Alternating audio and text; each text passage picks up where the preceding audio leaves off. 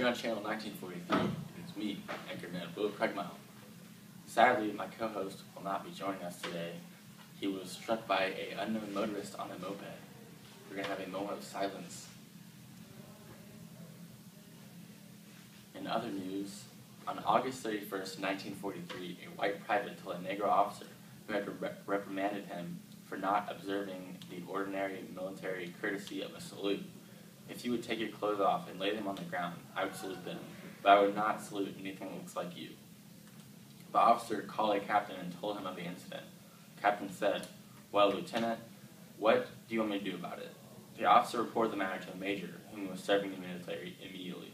The officer advised, "I would not make an issue out of the incident, if I were you." The officer insisted on preferring a charge against the soldier. He was transferred for the post 3 days later. He was never notified the soldier would be tried on any charge. He would be fined $18 and restricted to the area for 30 days. In contrast to the above case, a Negro soldier on the post in this area committed a minor violation by driving 5 men in a Jeep for a distance of about 3/4 of a mile. A colonial saw him load up the vehicle and sent a white corporal in a vehicle to chase him and get his name. The white soldier drew up and proceeded to get the information asked by the colonial. In the meantime, a Negro corporal witnessed the proceedings asked by the white corporal, "Why don't you mind your own business?" He was tried by a summary court and reduced to the grade of private, fined $12 per month and for 2 months, and restricted to the area for 30 days. He was more severely dealt with for arguing with the corporal than a white boy was dealt with for insulting a Negro officer.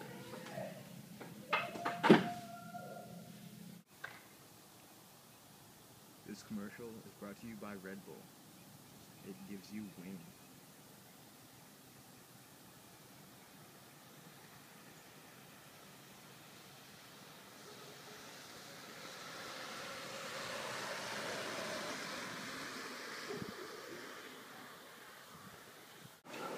Blacks were usually limited to mile assignments and banned altogether from the Marine Corps and Army, Air Force took great steps forward within the military training.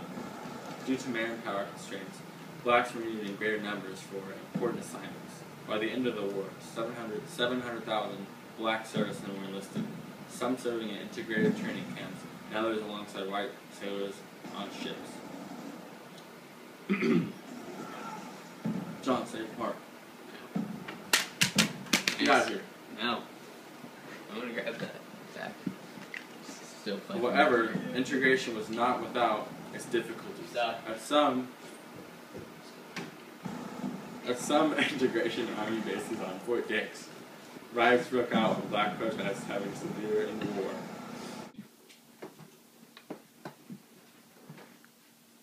In 1941, the Army Corps brought African Americans from around the country to train at a flying school in Tuskegee, Alabama. As one pilot recalled, they recruited all-American athletes. They had mathematical geniuses. They had ministers, doctors, lawyers, farm boys, all down there trying to learn to fly. These men won fame as Tuskegee Airmen. With the establishment of the draft in 1940, thousands of African Americans lined up to join the armed forces. By the war's end, more than 1 million had served. They faced many hardships, beginning with their segregation training camps. They also were separated mess halls from the white troops and slept in separate barracks. Camps that had a single movie theater even made black trainees sit together in the last row. In an early build-up to war, the Marines and the Airmen Corps refused to take any African Americans. The Navy limited African American duties to cooking, clean rooms, shining shoes, and such messman. Wood USS Philadelphia sent a letter to a newspaper hoping to discourage other black men from joining the Navy. The Army accepted black GIs, but it excluded them from combat. The GIs served as segregation units led by white officers, often working in construction supply and other service groups.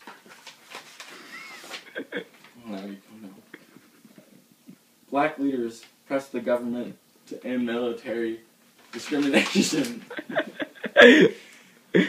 In time, the Army services gave more black soldiers the opportunity to engage in combat and become officers. Black leaders pressed the government to end military discrimination. In time, the Army services gave more black soldiers the opportunity to engage in combat and become officers. The Army Air Corps established its first black combat unit in 1941, known as the Tuskegee Airmen. The Tuskegee Airmen, a group of Army Air Corps pilots and support crews, established in 1941 as the first black combat unit.